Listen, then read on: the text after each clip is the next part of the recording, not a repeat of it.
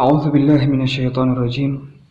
بسم الله الرحمن الرحيم وبه نستعين على أمور الدنيا والدين وصلى الله على محمد وآله الطيبين الطاهرين.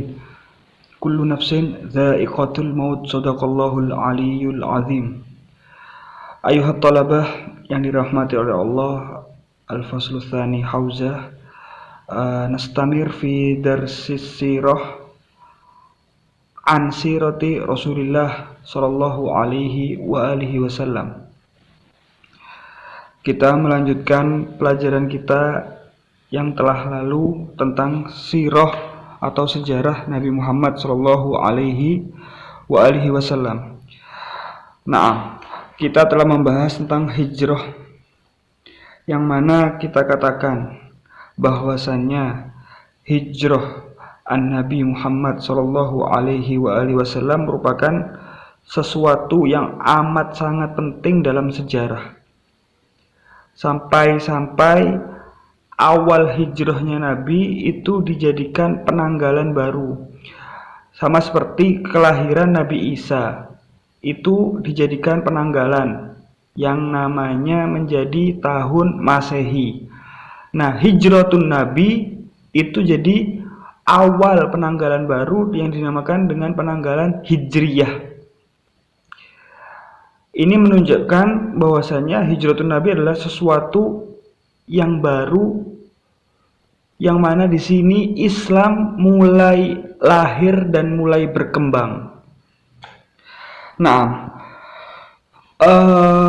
jadi ikhwani at-talabah, setelah Nabi Muhammad sallallahu alaihi wa alihi wasallam ditinggal wafat oleh dua pilar utamanya, yaitu istri beliau Sayyidah Khadijatul Kubra alaihassalam dan Sayyiduna Abu Thalib alaihassalam, beliau sangat bersedih sampai beliau menamakan tahun itu dengan Amul Huzn atau tahun kesedihan. Lalu kemudian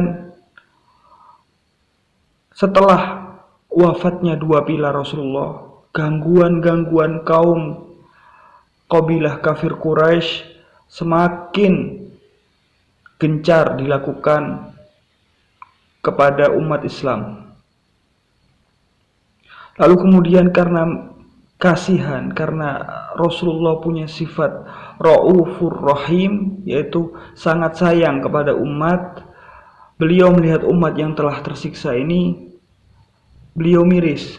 Lalu beliau memerintahkan sepupu beliau, yakni Ja'far yang dijuluki At-Tayyar, Ja'far At-Tayyar ibn Abi Thalib, akhu atau kakak dari Amirul Mukminin Ali bin Abi Thalib, untuk membawa para sahabat hijrah ke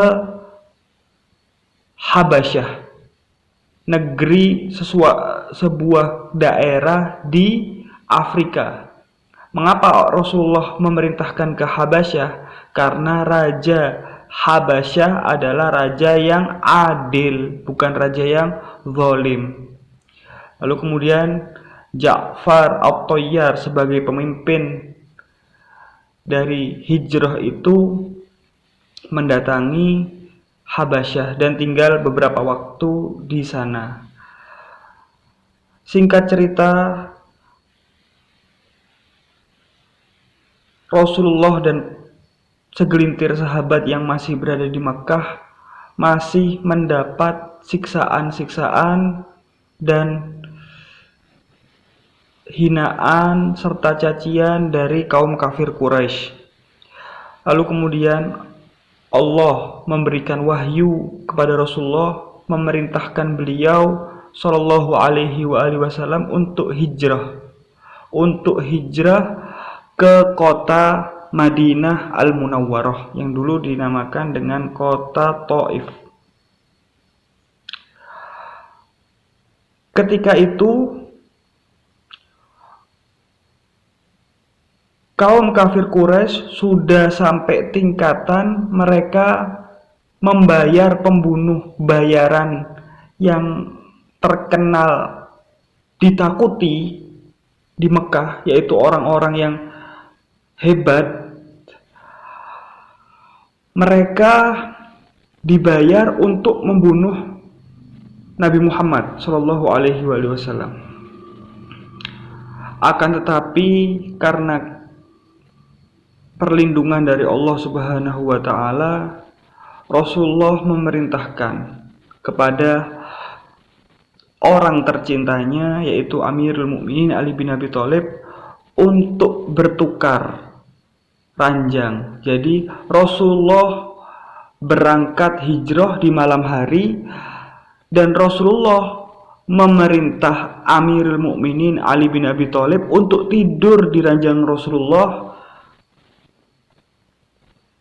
agar mereka mengetahui bahwasanya Rasulullah masih dalam keadaan tertidur.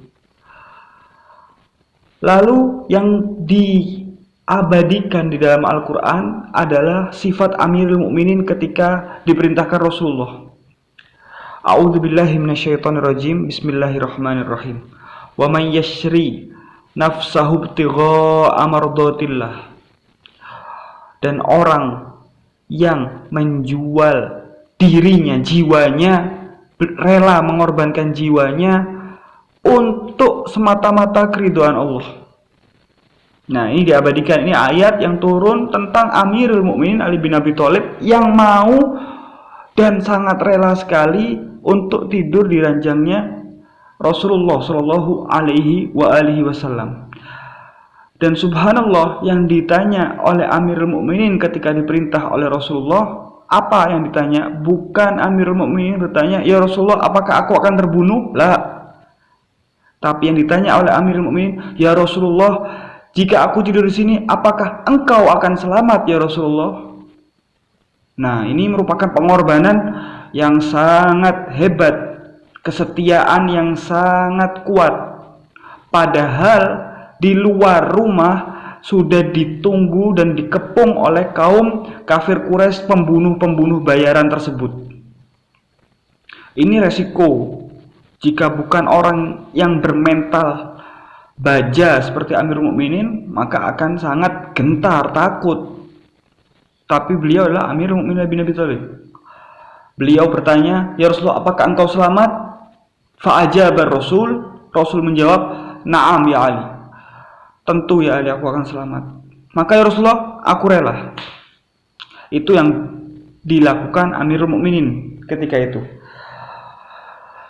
Lalu kemudian Rasulullah berangkat di malam hari ketika kaum kafir Quraisy memasuki rumah tersebut dan hampir membunuh. Ketika dibuka yang disebut dengan kiswah atau selimut atau penutup, mereka terbelalak, mereka terkaget dan terkejut. Ternyata ini bukan Muhammad, ini Ali bin Abi Thalib. Lalu kemudian mereka menganggap, wah, Rasulullah sudah pergi, Muhammad telah pergi. Mereka tidak jadi membunuh yang tidur di sana, yaitu Amirul Mukminin. Mereka mengejar. Akan tapi dengan perlindungan Allah, Rasulullah selamat. Lalu kemudian singkat cerita, Rasulullah dan satu dari sahabat itu sampai di kota Madinah, disambut oleh penduduk kota Madinah dengan mengucapkan qasidah yang ma'ruf, yaitu Tola'al Badru Alaina. Rembulan telah nampak, telah muncul kepada kami. Nah, ketika masuk kota Madinah, hal yang pertama kali dilakukan Rasulullah adalah membangun masjid yang kelak itu akan menjadi Masjidun Nabawi. Itu sesuatu yang pertama kali dilakukan Rasulullah adalah membangun masjid. Lalu kemudian tak lama setelah itu Rasulullah memerintahkan Amirul Mukminin dengan membawa para wanita-wanita atau keluarga Nabi seperti putri beliau Sayyidah Fatimah Zahra, Ibunda Amirul Mukminin Sayyidah Fatimah binti Asad, dan para wanita-wanita Bani Hashim, Amirul Mukminin ditugaskan oleh Rasulullah untuk memimpin mereka ikut hijrah dengan sebagian dari para sahabat hijrah ke Madinah. Nah, mereka yang ikut, mereka yang berpindah dari Makkah ke Madinah, ini disebut dengan Al-Muhajirin. Mereka yang berhijrah. Al-Muhajirin. Penduduk asli kota Madinah, Rasulullah menyebut mereka dengan Al-Ansor, para penolong, yaitu yang mau mengorbankan hartanya, membagi rumahnya untuk menolong kaum muhajirin. Maka disebut Al-Ansor dari kata Nasoro. Muhajirin dari kata hajaro yuhajiru, hijrah, berpindah. Thayyib. Nah, hal kedua yang dilakukan Nabi, hal besar yang dilakukan Nabi di kota Madinah adalah mempersaudarakan antara kaum muhajirin dengan kaum ansor, agar mereka menjadi saudara dan memiliki keterikatan. Kaum muhajirin dipersaudarakan dengan kaum ansor, satu dengan satu yang lain. Akan tetapi pertanyaannya, Rasulullah Shallallahu Alaihi Wasallam, yaitu sebagai nabinya, pemimpinnya, siapa yang dipersaudarakan kepada Rasulullah? Siapa yang Rasulullah jadikan saudara baginya ketika itu?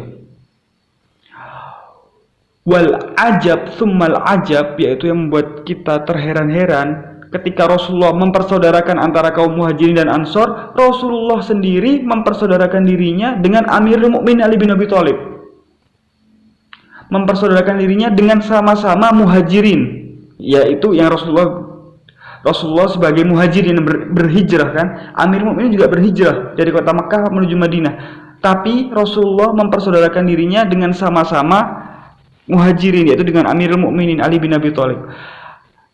Pertanyaannya, limadza, mengapa Rasulullah mempersaudarakan dirinya dengan bukan ansor, tapi dengan muhajirin, dengan Amirul Mukminin? Mengapa? Jawabannya limadza. Pertanyaannya limadza, kenapa?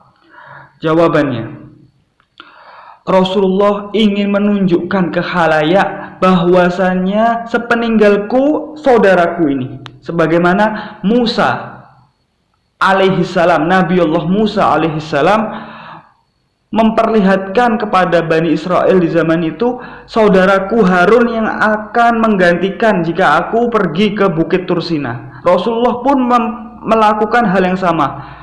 Dan Rasulullah sering berkata, ya Ali anta minni bimanzilati Haruna min Musa illa annahu la nabiyya ba'di. Jadi Rasulullah mempersaudarakan untuk memberitahu kepada halayak, nanti sepeninggalku ini loh, ini yang akan menjadi penggantiku. Seperti itu, ikhwan. Nah, di pertemuan selanjutnya kita akan membahas perang. Perang pertama yang dilakukan Rasulullah yaitu Ghazwatul Badr. Nah, kita akan cerita tentang perang Badar. Badar itu apa? Badar itu ini adalah nama sebuah sumur. Jadi di Sokhro sana, antara Mekah dan Madinah, ada sebuah mata air, yang mana mata air tersebut dinamakan, beberapa mata air, bukan cuma satu sumur, tapi beberapa mata air itu dinamakan daerah itu dengan Badar, mata air Badar, yaitu sumur Badar. Naam, yaitu perang Badar. Perang Badar ini merupakan perang pertama, dan pasukan muslimin ketika itu berjumlah 313 orang yang dikomandani oleh Rasulullah Shallallahu Alaihi Wasallam sendiri. Yang mana pasukan ini 313 ini kelak akan terulang lagi yang menjadi penolong utama cucu Rasulullah, ketika muncul nanti, yaitu 313 orang Al-Imam Mahdi ajalallahu ta'ala farajahu syarif.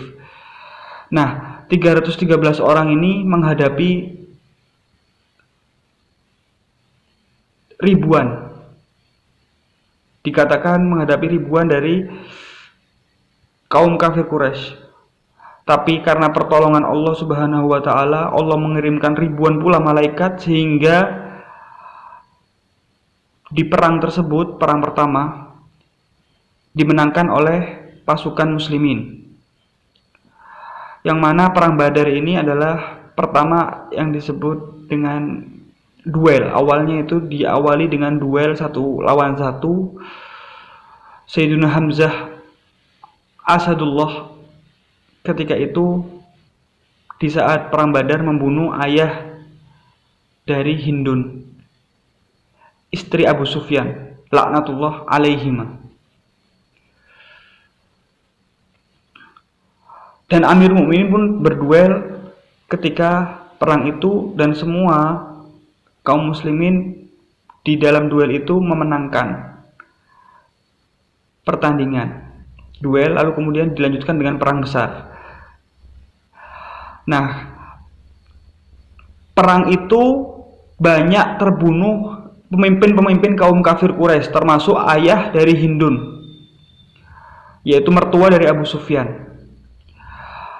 Karena kejadian ini, banyak orang yang dendam kepada Hamzah, khususnya Hindun. Sangat dendam sekali karena Hamzah Asadullah, paman Rasulullah ini, membunuh ayahnya. Begitu juga orang kaum kafir Quraisy sangat dendam kepada Amirul Mukminin Ali bin Abi Thalib, karena Ali membunuh banyak orang ketika itu. Membunuh banyak kaum kafir Quraisy ketika itu. Mereka sangat dendam, dan dendamnya nanti berkelanjutan sampai keturunan-keturunannya, sampai yaumina hadza, sampai hari ini. Nanti pula diriwayatkan musuh dari Imam Mahdi adalah Sufyani. Sufyani itu adalah keturunan Abu Sufyan, sama ketika di zaman dulu. Jadi ini adalah perang bloodline, perang garis keturunan. Jadi dendam keturunan. Bani Umayyah melawan Bani Hashim. Seperti itu. Itu dimulai di perang Badar, dan nanti akan dimulai lagi oleh Imam Mahdi dengan 313 pasukan atau penolong, sama seperti penolongnya Rasulullah di perang Badar. Setelah selesai perang Badar, kita masuk ke perang kedua, yaitu perang Uhud. Perang Uhud ini adalah sebuah lembah, yaitu yang terletak antara Mekah dan Madinah. Ketika perang Uhud ini, kaum muslimin sudah mulai banyak berkembang, sehingga pasukannya itu sudah banyak, dan kaum kafir Quraisy ketika itu 2 kali lipatnya. Akan tetapi di peperangan Uhud, kaum muslimin zahirnya kalah. Nah, mengapa kalah? Ini akan kita jawab di pertemuan selanjutnya di pelajaran sirah. Naam ayuhat thalaba, syukron ala istimaikum. Kita akhiri. Wassalamualaikum warahmatullahi wabarakatuh.